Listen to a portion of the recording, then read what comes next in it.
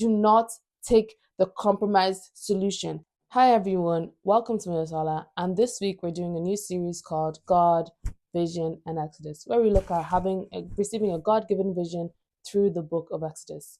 Now, in our story, we have our main character, Moses, who God has told to be the deliverer of the Israelites who were slaves to the Egyptians.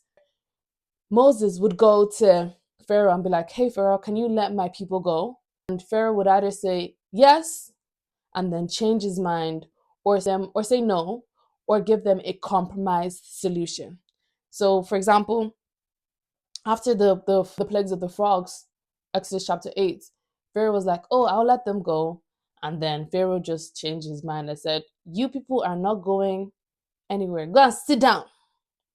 I was imagining how frustrating it was to be Moses, this 80-year-old man talking to like his ops essentially, like and saying like, can you let the Israelites go? We want to go and serve God.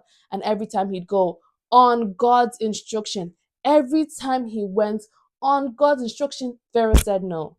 If I was in Moses' shoes, I would be disheartened, very, very disheartened. But that's one of the things. Having a God given vision requires resilience. Following instructions God gave you, the result might not look the way you think it's going to look, but it's very important to follow God's instructions. That's the first part. The second part is do not take the compromised solution. If God has said, "I want you to talk to 20,000 people," and you're like, "Oh, I can only talk to 5,000," you've literally divided this thing by four.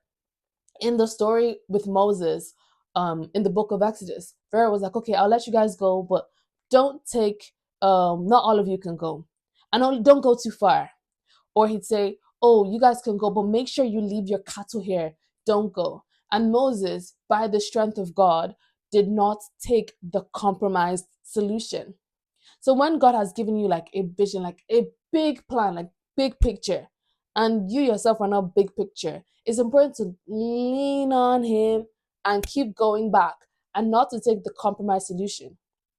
So there are so many near misses, and do not be disheartened by the near misses, because sometimes, like usually when it's like a God vision, it rests on your spirit.